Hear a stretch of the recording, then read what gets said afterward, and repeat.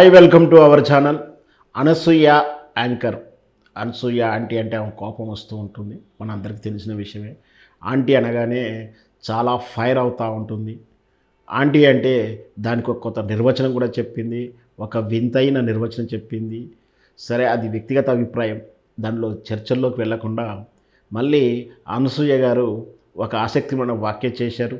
ఎప్పుడు కూడా వార్తల్లో ఉండడానికి ఇష్టపడుతుందా, లేదా ఆమె ఏం చేసినా కూడా ఆ వాక్యాలు వార్తల్లోకి వెళ్తాయా, వైరల్ అవుతాయా అంటే మరి ఎవరేం సమాధానం చెప్పలేరు.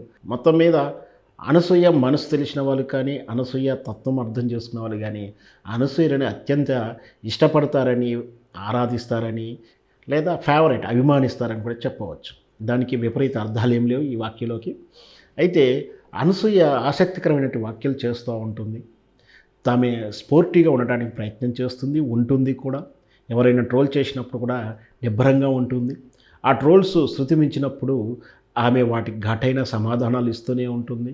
ఎవరికైనా ఇండస్ట్రీలో లేదా సగటు స్త్రీకి ఏదైనా ప్రాబ్లం వచ్చినప్పుడు తమకు తోచిన తనకు ఆలోచన భావాన్ని కూడా వ్యక్తీకరిస్తుంది.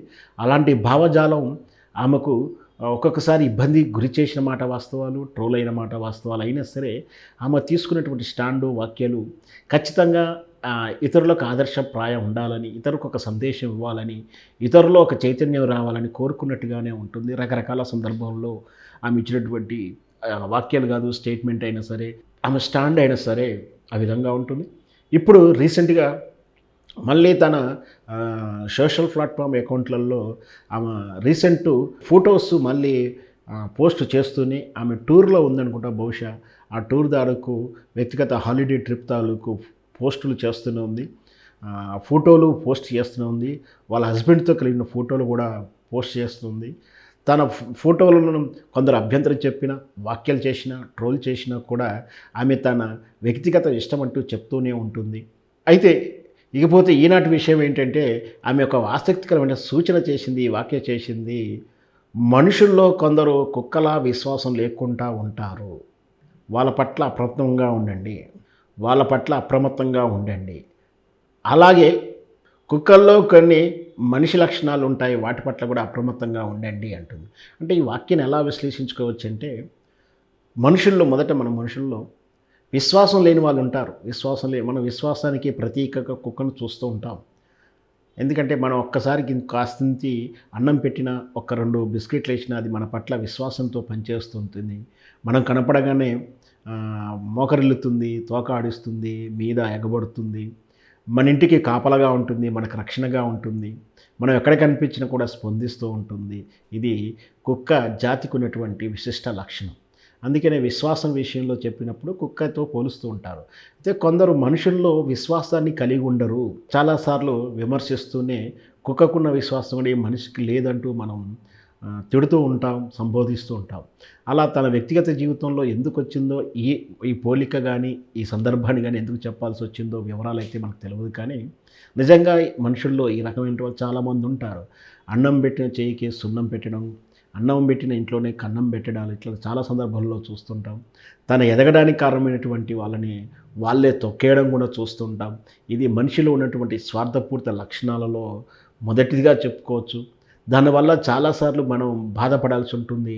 బాధపడే వాళ్ళకన్నా నష్టపోయేవాడు కూడా ఎక్కువ మంది ఉంటారు.